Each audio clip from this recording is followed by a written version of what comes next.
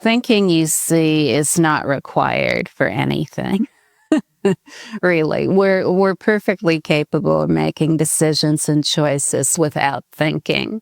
Whatever is labeled or described, or another way of saying that is anything that is labeled with a word or described with words, is forever empty.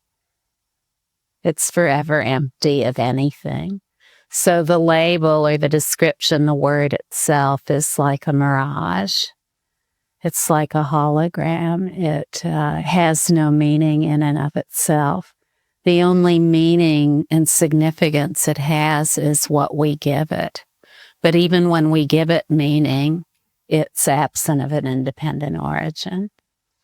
So the more elaborate our schemes are for describing the reality of what is, the more unlikely it is that we'll really know that.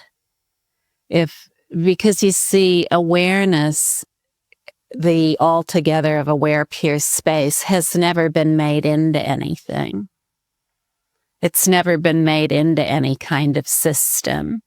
And so to approach it through systematic structures with a lot of layers that describe a lot of different things about the way we are is to almost always stay lost in the realm of cause and effect, and believing that there is cause and effect, and believing that everything needs to be made into a system in order to understand it.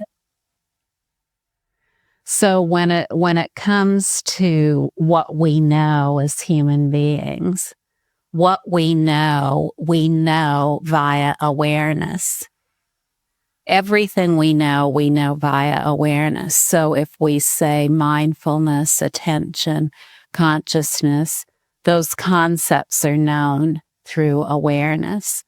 And then with each of those concepts, depending on who you're talking to, there are many elaborations of those concepts: mindfulness, consciousness, and attention. So I could talk to one person, they'd say one thing. I talk to another person, they'd say another thing. But it would all be based on conceptualization and analysis. It would all be based on thinking about something in order to give it meaning and significance. What we can say about ourselves as human beings is that we are aware. We are aware. That no one can say, I'm not aware. Everyone is aware. We wouldn't be aware of our natural presence. We wouldn't be aware of our presence if it weren't due to awareness. So awareness is the root of everything. Awareness is the key to everything. And most of us never learn that. So we don't learn this usually when we're young. And then when we do learn it, because we've been accustomed to building elaborate systems to describe everything, then we want to build an elaborate system to describe effortlessness. But you see, effortlessness can't be made into a system. There's nothing in awareness that needs to be integrated, or it's forever unintegrated. It's unmade. And all the appearances within it, as they are all the appearances are also unmade. The idea that each appearance somehow is related to other appearances, like that one thought is part of a stream of thoughts throughout one's life that are all connected together, that's just another point of view. That's just an assumption. It's a way to make a system out of appearances. But because all of these thoughts, no matter what they are forever empty awareness, they have no independent nature. You see, there's no way to make anything out of them, really, in the ultimate sense. So to string them together and to say they have meaning is to be lost in that system of assessment and attributing meaning to everything. And this is important to see clearly, because the reality of what we are is completely straightforward. And if it's spoken about in a completely unerring way, then the certainty dawns. So we don't really even have to do anything. We already are who we are. And if we just hear about it in the right way, then certainty dawns. It's like, oh, wow, of course, this is who I am. I've always known it.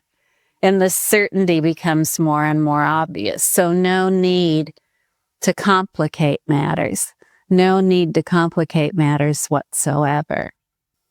When we first hear about awareness and the certainty about that begins to dawn in us, it can happen very quickly, and it can also happen gradually. It matters not. For some people, once in a great while, it's quick. But for most, progress is made gradually. So this certainty dawns gradually. And with the correct unerring instruction, that certainty can dawn gradually, quickly, swiftly. So, within a short period of time, I'm not talking about decades. Even if progress is being made gradually, so to speak, within a year, there can be tremendous stability in the certainty of awareness. And the way that looks basically is that when we first hear about awareness and we hear about resting as awareness, then all of the appearances, our thoughts, emotions, our sensations, our experiences, we're being with those in a new way. Instead of holding to them, we're simply relaxed and they do whatever they will. They just vanish naturally in and of themselves. They're their own undoing. Like the vanishing of the flight path of a bird in the sky. Nothing needs to be done about any thought that appears. It's just a learned behavior that something has to be done about the thoughts that appear. And that in order to have a calm, peaceful life, we need to make sense out of all these thoughts, emotions, and experiences that appear. But beyond all that labeling is total and complete wisdom and love, like a jewel hidden in the depths of the ocean. So the more simple we make it, the better. The simpler, the better. The more we try to complicate it and add in explanations and descriptions and philosophical assertions and assumptions, then the more we'll be lost in the land of thinking. Thinking, you see, is not required for anything. Really, we're perfectly capable of making decisions and choices without thinking. This is the function of wisdom. The jewel in the depth of the ocean is the jewel that's already in the palm of our hand. It's the jewel of wisdom and love that's super complete in itself, and it doesn't require thinking. It's beyond thinking, beyond labels, beyond all those things that are forever empty of an independent nature.